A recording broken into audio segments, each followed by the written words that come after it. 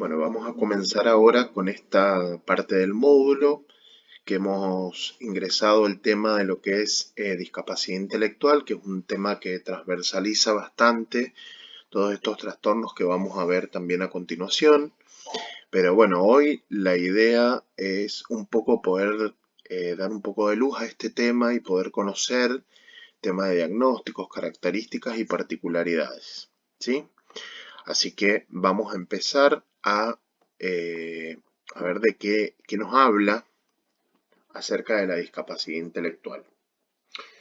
Actualmente, cuando hablamos del concepto de lo que es la discapacidad intelectual, tenemos que tener en cuenta que no es algo que se encuentra como identidad fija, sino que es algo que permanece en permanente cambio, va siendo modificada en relación al crecimiento y desarrollo biológico del individuo, por la disponibilidad y calidad de apoyos que va recibiendo, y tanto tiene en cuenta lo que es la interacción constante y permanente entre el sujeto y su ambiente. Actualmente, obviamente, para determinar lo que es el nivel de discapacidad intelectual que presenta y la particularidad que tiene esta persona, se va a tener en cuenta justamente diversos criterios, aspectos y características de tipo personal, ¿sí? Dentro de estas características y aspectos personales, van a ser, uno de ellos va a ser el entorno familiar, el entorno laboral o el entorno escolar. Y así también cómo esta persona se va relacionando dentro de la comunidad. Es decir, se observa principalmente lo que es el comportamiento y las habilidades de cada individuo en las diferentes áreas de la vida cotidiana. De esta manera se va a determinar qué necesidades y qué tipos de apoyo necesita, valga la redundancia, la persona en un momento determinado. Actualmente nos vamos a referir acerca del concepto de discapacidad intelectual que refiere la Asociación Americana de Discapacidades Intelectuales y del Desarrollo, la cual define a la discapacidad intelectual como una discapacidad caracterizada por una limitación significativa en el funcionamiento intelectual y en la conducta adaptativa, por lo que se ha manifestado en las habilidades prácticas, sociales y conceptuales.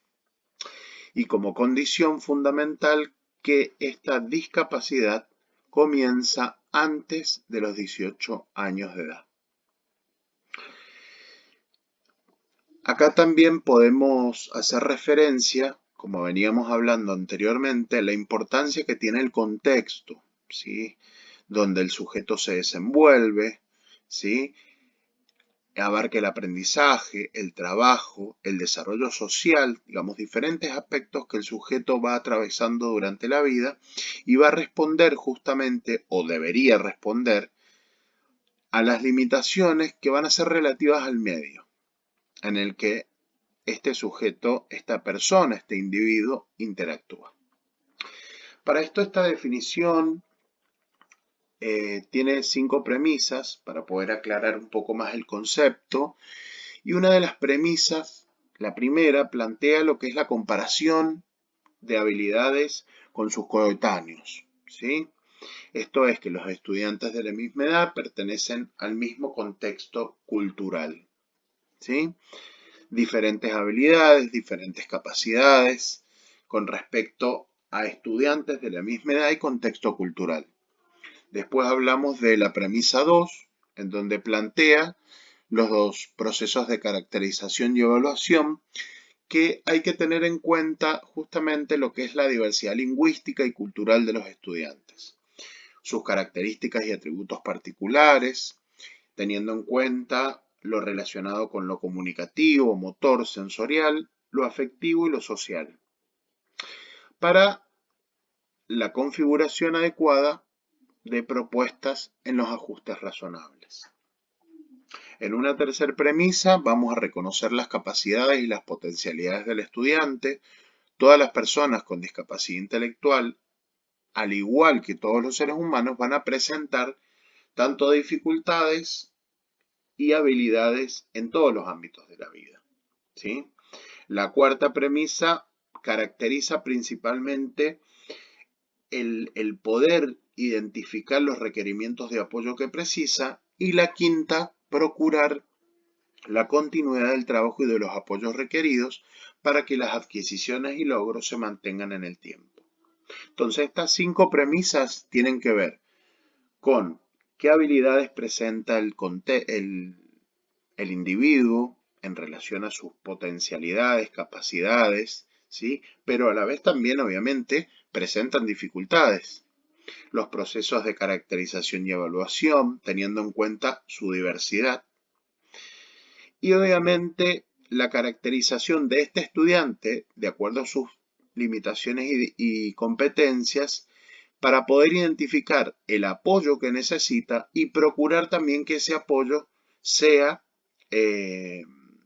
real y que pueda mantenerse en el tiempo. Por otro lado, también relacionándolo anteriormente con las premisas y con el concepto de lo que es discapacidad intelectual, tenemos los 5 aspectos que van a tener relación con la calidad de apoyos y la necesidad de apoyos y el funcionamiento individual. Esto es, las capacidades intelectuales, la conducta adaptativa, la participación e interacción y roles sociales, la salud y el contexto. Todos estos aspectos van a hacer relación y van a estar íntimamente ligados a la necesidad de apoyo que necesite este sujeto.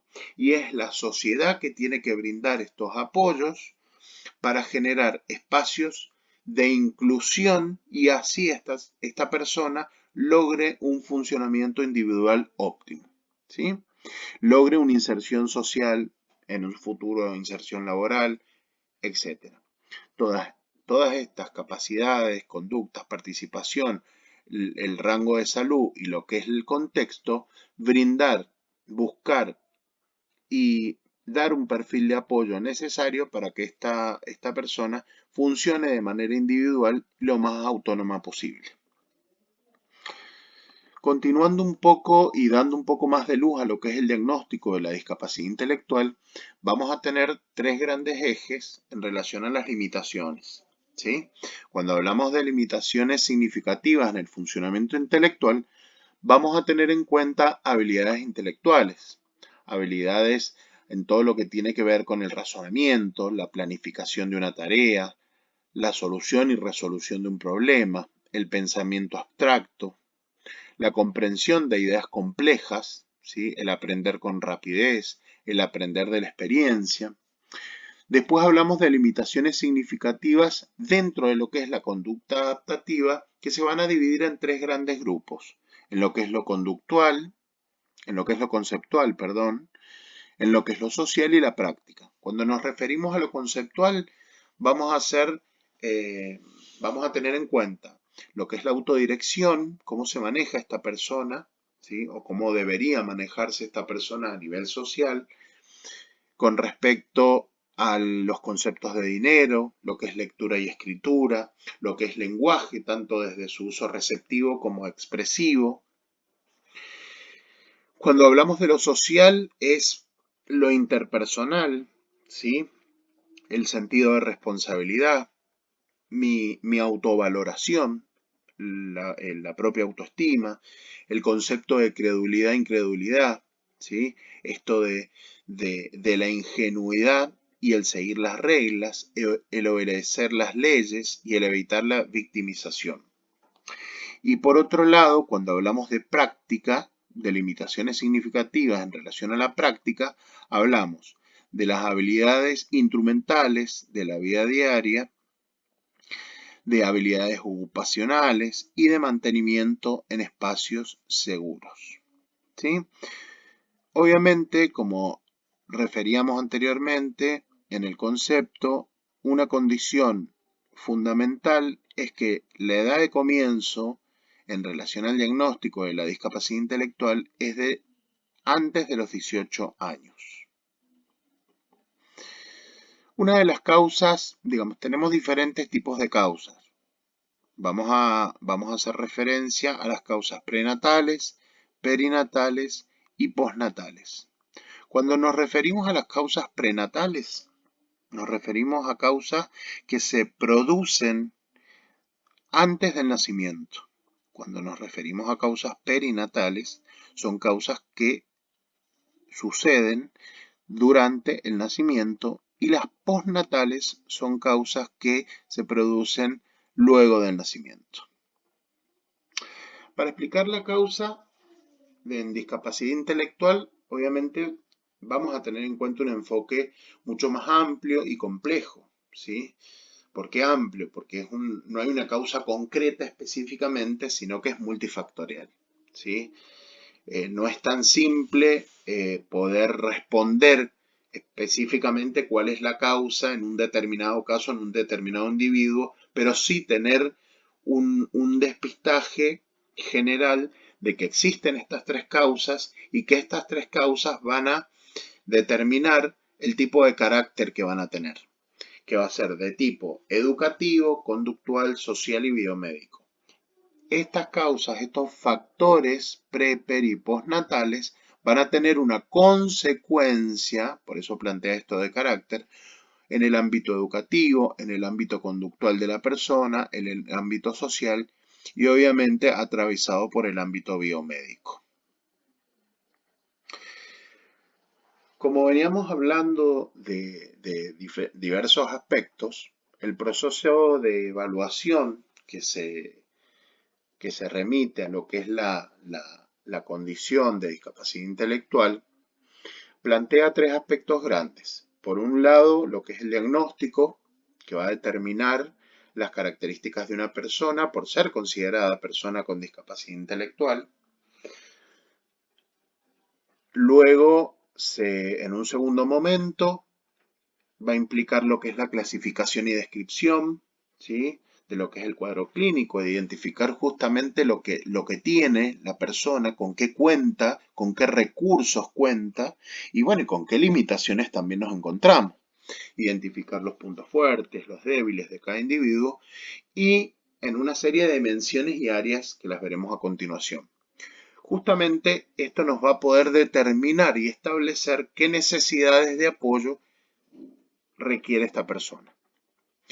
Y por último, luego de la clasificación y descripción y de haber hecho un diagnóstico certero, tenemos el perfil de necesidad de apoyo.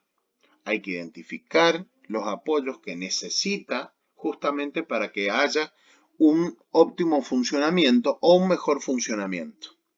Y también va a determinar la intensidad de esos apoyos, los tipos de apoyos que se van a prestar en las diferentes áreas de la vida, ¿sí?, o en un momento determinado de la vida, ¿sí? Entonces, habíamos dicho que el proceso de evaluación va a ser primero el diagnóstico, determina características, luego la clasificación y descripción, donde vemos los puntos débiles y fuertes, y por último, y el más importante, el perfil de necesidad de apoyo, que va a identificar qué apoyo necesito, en qué momento, para poder mejorar justamente las diferentes áreas en donde haya que prestar esos apoyos. Justamente como veníamos hablando anteriormente de cuáles eran las áreas que se tenían que evaluar y prestar estos apoyos, ¿sí?, hay dimensiones o áreas a evaluar. Una de las más importantes, tenemos las capacidades intelectuales, ¿sí?, que su evaluación va a ser realizada justamente por personas con amplia experiencia, calificación, ¿sí? Van a recabar en ocasiones la colaboración de diversos especialistas mediante instrumentos apropiados que estén bien estandarizados y se medirán mediante un CI. Acá, bueno, acá se arroja un número, ¿sí? Se va a determinar qué tipo de discapacidad intelectual tiene, qué nivel, pero no es algo acabado. Esto es importante tener en cuenta. No es algo acabado, no solamente es un número, sino que nos va a arrojar un determinado funcionamiento. Pero también se va a tener en cuenta otros 4 aspectos de la persona. No solamente la capacidad intelectual, sino se va a tener en cuenta en un segundo momento lo que es la conducta adaptativa, ¿sí? tanto en el campo intelectual como en lo social y en las habilidades de la vida diaria. Digamos, como que son núcleos bastante importantes, no solamente teniendo en cuenta lo intelectual, sino se tiene mucho más en cuenta, gracias a los avances y a los procesos históricos que se han venido trayendo, lo que es el ámbito social, se tiene en cuenta mucho más el ámbito social, el contexto, la familia y las habilidades de la vida diaria, cómo esta persona se desenvuelve a nivel social. Por otro lado, también tenemos una de las áreas a evaluar es lo que es la participación y las interacciones con los demás, qué papel cumple esta persona a nivel social, la salud no menor, tanto física como mental de la persona, ¿sí? Y por último, lo que es el contexto y los ambientes y su cultura. Se va a tratar de contemplar las condiciones interrelacionadas en las cuales las personas viven diariamente, ¿sí? Entonces, se va a tener en cuenta estos aspectos que dijimos anteriormente con las áreas y dimensiones a evaluar para justamente poder darle una visión más amplia a este sentido de lo que es la discapacidad. ¿Sí? Que la sociedad le tiene que brindar justamente los apoyos necesarios para que esté inserto de manera adecuada. ¿Sí? Entonces, la discapacidad no estaría en el sujeto, sino en la sociedad que brinde herramientas y apoyos necesarios para una buena inclusión social en los diversos ámbitos, instituciones, etc. Pero para eso tenemos que saber qué son los apoyos. Los apoyos justamente son recursos, estrategias que tienen un objetivo principal. Van a tener como objetivo principal promover el desarrollo, la educación, los intereses y el bienestar de la persona para mejorar el funcionamiento individual. Tengamos en cuenta siempre el concepto, más allá del trastorno, déficit, lo que sea, tengamos en cuenta que nos referimos a personas con discapacidad. Siempre la nominación de persona antes de cualquier condición que presente, ¿sí? Entonces, por eso es brindar recursos, estrategias, promover un desarrollo de educación, intereses y bienestar a la persona y mejorar su funcionamiento individual. Cuando hablamos de funciones y áreas de apoyo, primero las áreas son 9, que son el desarrollo humano, la enseñanza y educación, la vida en el hogar, vida en la comunidad, el empleo, salud, seguridad, lo conductual en relación al contexto social, la protección y defensa. Estas áreas de desarrollo no es que se den de manera en un momento dado, sino a lo largo de toda la vida de la persona.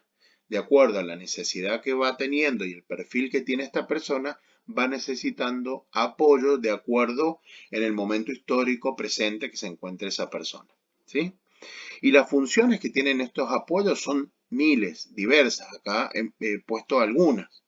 Lo que son la enseñanza, lo que es la amistad, la planificación económica, la ayuda al empleado, el apoyo conductual, la ayuda en el hogar, el acceso, ¿sí? La utilización de la comunidad y la atención sanitaria.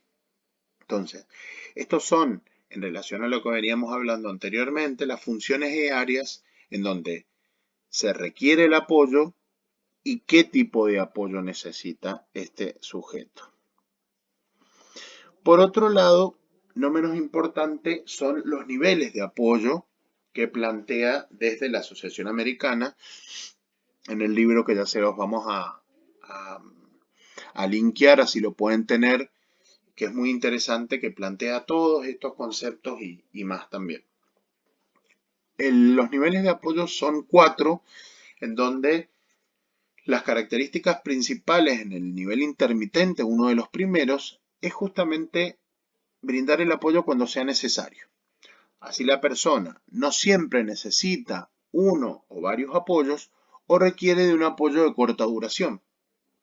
Durante los momentos de transición en el ciclo de vida, por ejemplo, un ejemplo dentro de lo que es el apoyo intermitente es la necesidad de una agenda para poder organizar sus actividades, un pequeño calendario, ¿sí? Algo que sea en un momento determinado y que lo requiere una corta duración, ¿sí? Para poder automatizar una situación o diversas actividades o una determinada rutina.